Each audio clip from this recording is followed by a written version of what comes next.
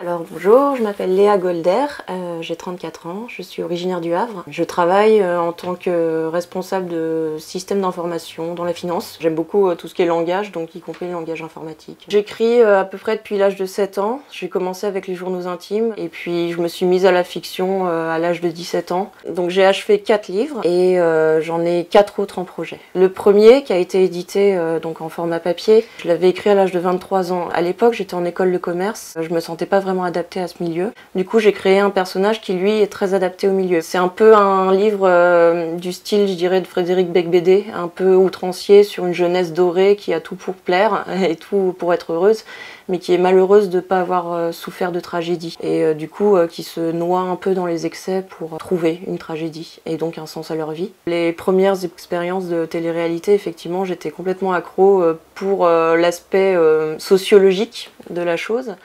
Et finalement, la télé-réalité pour moi c'est un peu intrusif, mais quand même intéressant. Il y a une forme de perversité dans l'intérêt qu'on porte à ce genre d'émission. Je pense que l'expérience de l'Académie Balzac en tant que télé-réalité dans le milieu de la littérature peut trouver un public, mais pas aussi étendu que pour des émissions où on cherche des chanteurs ou des acteurs, où on cherche à générer des conflits entre des personnalités un peu manipulables. Je pense que justement le public de ce genre d'émission peut être beaucoup plus intéressant parce qu'il a une motivation qui est un art noble, qui est la littérature. Et le projet, l'aboutissement de cette émission, qui est d'écrire un livre collectif, est plutôt enrichissant. L'exercice d'écriture collective, je l'imagine avec beaucoup de réunions, où chacun lance d'abord au hasard des idées de scénarios. Après, au fur et à mesure de l'expérience, quand le projet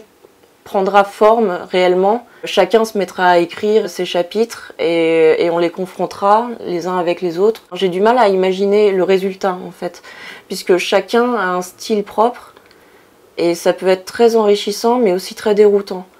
Et c'est ça qui m'attire dans cette expérience.